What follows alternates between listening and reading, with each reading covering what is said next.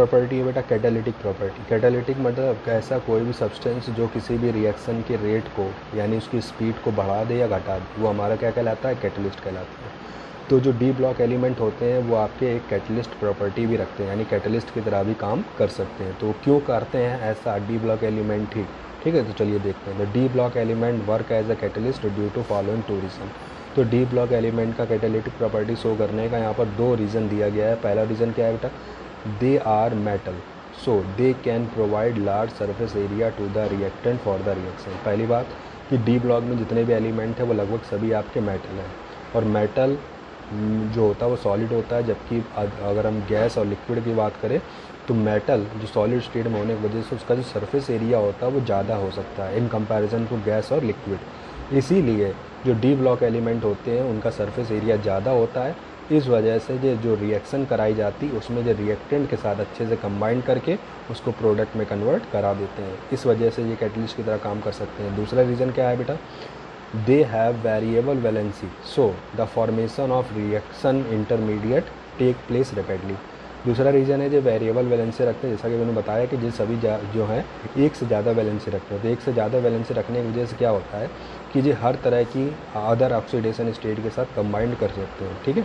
कि +1 भी है, +2 भी है, +3 भी है, इस तरह से +7 तक की ऑक्सीडेशन स्टेट है। मतलब जो किसी दूसरे एलिमेंट के साथ +7 तक की ऑक्सीडेशन स्टेट के साथ उसके साथ कंबाइन कर सकते हैं। इस वजह से ये उसके एक कैटलिस्ट की तरह यानी उसको अच्छे से कंबाइन करके उसको रिएक्शन इंटरमीडिएट से प्रोडक्ट में कन्वर्ट कर सकते हैं। यानी रिएक्शन में बनने वाला जो रिएक्शन इंटरमीडिएट होता है उसको फास्टली ये कन्वर्ट कर सकते हैं, इसलिए ये कैटलिस्ट की तरह भी काम करते हैं। फॉर एग्जांपल से कोबाल्ट हो गया, निकेल हो गया, वेनेडियम हो गया, आयरन हो गया। आयरन आपका कैटलिस्ट की तरह काम भी करता है। आपने इसको जब अमोनिया बनाया था आपने 10th क्लास में हैवर प्रोसेस है तो वहाँ पर पढ़ा होगा। आयरन जो है वो कैटलिस्ट की तरह काम करता है। इसी तरह से जो निकेल है वो भी आपका हाइड्रोजिनेशन जो रिएक्शन होती है उसमें निकेल आपका कैटलिस्ट की तरह काम करता है, ठीक है। और इसी तरह से वेनेडियम पेंटॉक्साइड भी आपका हैवर प्रोसेस एक आप हैवर कह रहे हैं सल्फ्यूरिक एसिड जब बनाते हैं तो वहाँ पर इसका भी हम लोग कैटलिस्ट की तरह काम करते हैं। तो देखा कि जितने भी डी ब्लॉक एलिमेंट है वो सभी आपके कैटलिस्ट की तरह काम करते हैं। क्यों करते हैं, तो इसका यहाँ पर दो रीज़न बताया गया है, ठीक है। अब हम बात करेंगे मैग्नेटिक प्रॉपर्टी के बारे में।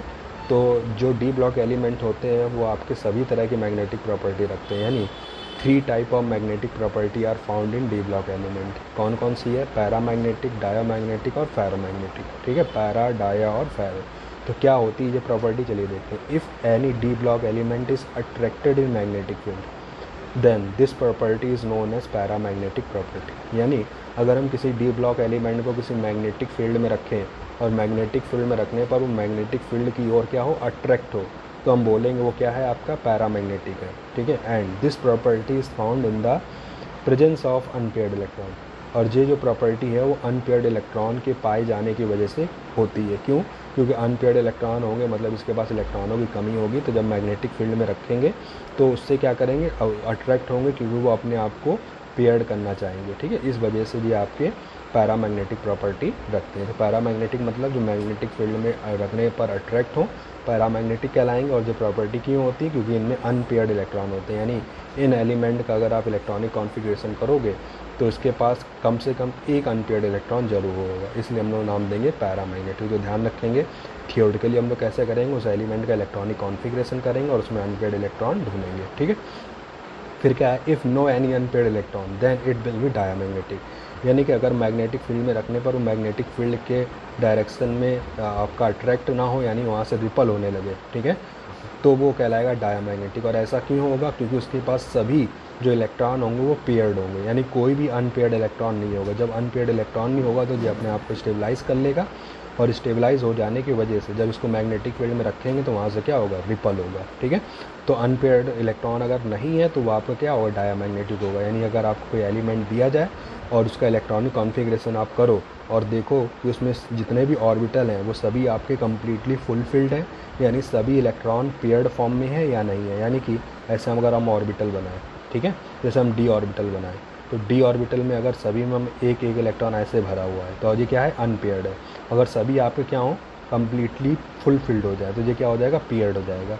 तो अगर इस फॉर्म में है तो डायामैग्नेटिक, जैसा पहले बताया था कि अगर सभी में क्या हो, एक एक इलेक्ट्रॉन हो, ठीक है, सभी में क्या हो, एक एक इलेक्ट्रॉन इस तरह से, तो ये क्या कहलाएगा आपका पैरामैग्नेटिक, यानी अनपेयर्ड होना मतलब पैरामैग्नेटिक, कंप्लीटली फुलफिल्ड होना डायामैग्नेटिक। ठीक है, फिर इसके बाद हम बात करते हैं फेरोमैग्नेटिक क्या होते हैं। तो कहा गया है there are 3 metals such which show very high paramagnetic property. कुछ मेटल ऐसे हैं जो पैरामैग्नेटिक प्रॉपर्टी रखते हैं, बट इनकी पैरामैग्नेटिक प्रॉपर्टी बहुत ज़्यादा स्ट्रांग होती है, यानी कि अगर इनको मैग्नेटिक फील्ड में रख दें तो ये परमानेंट मैग्नेट में कन्वर्ट हो जाते हैं। इनको मैग्नेटिक फील्ड में रख दें तो ये एक मैग्नेट में कन्वर्ट हो जाती है, यानी इनकी जो पैरामैग्नेटिक प्रॉपर्टी होती है बहुत ही हाई होती है।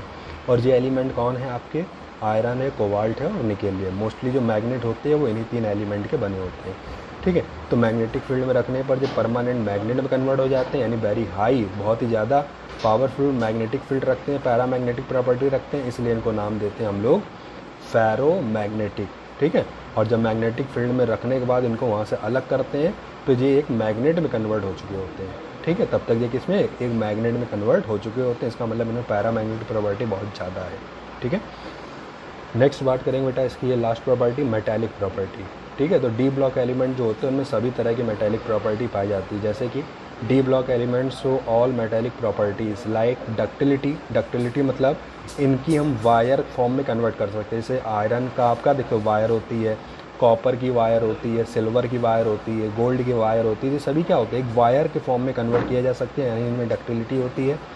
दूसरा क्या है, मैलियाबिलिटी। मैलियाबिलिटी मतलब इनको अगर ठोके और पीटे तो ये एक सीड के फॉर्म में कन्वर्ट हो जाएंगे, यानी पतली चादर के फॉर्म में बदल जाते हैं। ठीक है, तो इसलिए इनमें मैलियाबिलिटी भी होती है, डक्टिलिटी भी होती है, जो कि एक प्रॉपर्टी है किसकी, मेटल की। ठीक है, they are good conductor of heat and electricity. ये आपके हीट और इलेक्ट्रिसिटी के एक अच्छे कंडक्टर होते हैं, यानी कि जब भी इनसे हीट और इलेक्ट्रिसिटी हम लोग फ्लो करेंगे तो इनसे हीट और इलेक्ट्रिसिटी पास हो जाएगी। जैसे कि आप जितने भी वायर देखते हो वो किसी न किसी मेटल के होते हैं, और वो मेटल हमारे कहाँ पर है, डी ब्लॉक में। जैसे आयरन है, ठीक है, कॉपर है, ठीक, ये सभी आपके कहाँ पर है, डी ब्लॉक एलिमेंट में है ना। तो ये और ये सभी आपके good conductor of heat and electricity भी है।